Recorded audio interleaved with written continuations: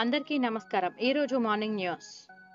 గ్రామ స్వరాజ్యం దిశగా ఆంధ్రప్రదేశ్ రాష్ట్ర పంచాయతీరాజ్ వ్యవస్థ గ్రామ పంచాయతీలో స్వతంత్ర దినోత్సవ వేడుకల కోసం నిధులను భారీగా పెంచి ఘనంగా వేడుకలు నిర్వహించనున్న కూటమి ప్రభుత్వం ఈ మేరకు ఆదేశాలు జారీ చేసిన గౌరవ ఉప ముఖ్యమంత్రి పంచాయతీరాజ్ శాఖ మంత్రి శ్రీ పవన్ కళ్యాణ్ గారు.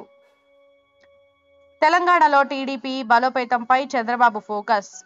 ఏపీ సీఎం చంద్రబాబు ఇవాళ సాయంత్రం 4 గంటలకు హైదరాబాద్లోని ఎన్టీఆర్ భవన్ కు రానున్నారు. తెలంగాణ నేతలు కార్యకర్తలతో సమావేశమయ్యి రాష్ట్రంలో టీడీపీ బలోపేతంపై చర్చించనున్నట్లు సమాచారం. జిల్లాల వారీగా సభ్యత్వ నమోదు, స్థానిక సంస్థల ఎన్నికల్లో పోటీ, బూత్ స్థాయి నుంచి రాష్ట్ర స్థాయి వరకు కమిటీలు వేయడంపై నేతలకు సిబిఎన్ దిశానిర్దేశం చేస్తారని తెలుస్తోంది.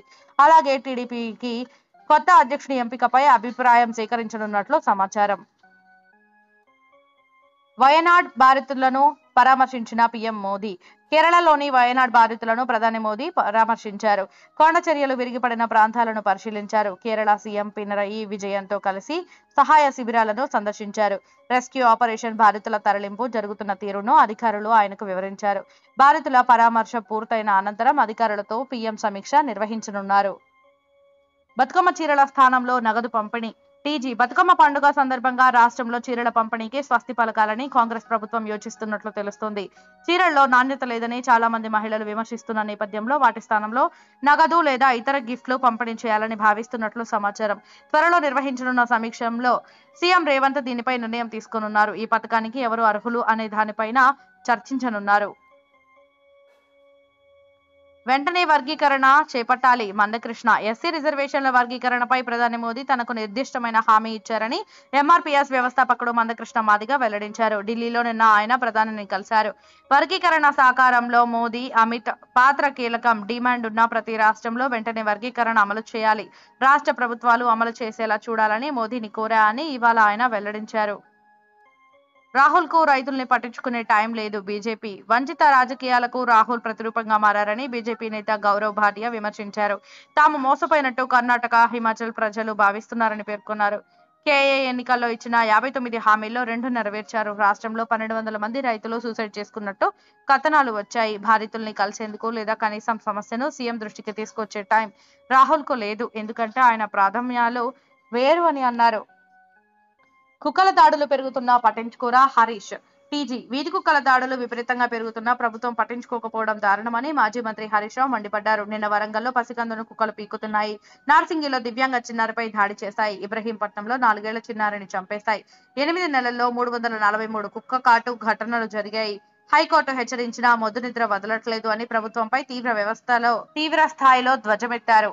దువ్వాడను సస్పెండ్ చేయండి జగనన్న వాణి. ఏపీ టెక్కాలిలోని వైసీపీ ఎమ్మెల్సీ దువ్వాడ శ్రీనివాస్ ఇంటి వద్ద మరోసారి ఉద్రిక్తత నెలకొంది. ఆయన ఇంటి ముందు భార్య వాణి, కూతురు హైందవి బటాయించి నిరసనకు దిగారు. దీంతో వారిని పోలీసులు అడ్డుకున్నారు. దువ్వాడను వెంటనే ఎమ్మెల్సీగా పార్టీ నుంచి సస్పెండ్ చేయాలని జగనన్నను కోరుతున్నాను. వైసీపీ దీనిపై ఖచ్చితంగా ఆలోచించాలి, మాకు న్యాయం చేయాలి అని వాణి డిమాండ్ చేశారు. ప్రభాస్ రాజాసాబ్ చిన్న సినిమా కాదు. నిర్మాత రెబల్ స్టార్ ప్రభాస్ సినిమాలన్నీ భారీ స్థాయిలో తెరకెక్కుతున్న సంగతి తెలిసిందే. అయితే రాజాసాబ్ ను మాత్రం వీలైనంత సింపుల్ గా తక్కువ బడ్జెట్ లో చేస్తారంటూ వార్తలు వచ్చాయి. వీటిని సినిమా నిర్మాత టీజీ విశ్వప్రసాద్ ఓ ఇంటర్వ్యూలో ఖండించారు. అందరూ అనుకున్న దానికంటే ఇది చాలా పెద్ద సినిమా అని ఆయన పేర్కొన్నారు. గ్రాఫిక్స్ కు ప్రధానంగా సాగుతుందని, పలు అంశాలు ప్రేక్షకులని ఆశ్చర్యపరిచేలా ఉంటాయని తెలిపారు. స్వర్గం నుంచి మీ తల్లిదండ్రులు చూస్తుంటారు అమన్ సచిన్. పారిస్ ఒలింపిక్స్ లో కాంస్యం గెలిచిన రెజ్లర్ అమన్ సెహ్రావత్ పై క్రికెట్ దిగ్గజం సచిన్ టెండూల్కర్ ప్రశంసలు కురిపించారు. భారత్ తరపున అత్యంత చిన్న వయసులో పతకం గెలిచిన అమన్ సెహ్రావత్ కంగ్రాచ్యులేషన్స్, ఇది మీ విజయం మాత్రమే కాదు, మొత్తం భారత రెజ్లింగ్ ప్రతి భారతీయుడు మీ విజయం పట్ల గర్విస్తున్నాడు. స్వర్గం నుంచి మీ తల్లిదండ్రులు నిన్ను చూస్తూ గర్వపడుతూ ఉంటారు అని ట్వీట్ చేశారు. రోహిత్ శర్మ 24 క్యారెట్ల బంగారం. Akash Chopra team India one day test captain Rohit శర్మపై మాజీ క్రికెటర్ ఆకాష్ చోప్రా ప్రశంసలు కురిపించారు. రోహిత్ చాలా మంచి మనిషి అంటూ ఆకాశానికి ఎత్తేశారు. ఆటగాడిగానే కాదు మనిషిగాను రోహిత్ అద్భుతం. తను మంచివాడు కాదని చెప్పిన ఒక వ్యక్తిని కూడా నేను చూడలేదు. 24 క్యారెట్ల బంగారం ఆయన అని కొనియాడారు. I-20 నుంచి రిటైర్ అయిన రోహిత్ ప్రస్తుతం వన్డే టెస్టు ఫార్మాట్ లో మాత్రమే కొనసాగుతున్న సంగతి తెలిసిందే. వాలంటీర్లను మోసం చేశారు YS Jagan. AP CM Chandrababu ఇచ్చిన హామీల నుంచి తప్పించుకునే ప్రయత్నం చేస్తున్నారని వైఎస్ జగన్ విమర్శించారు.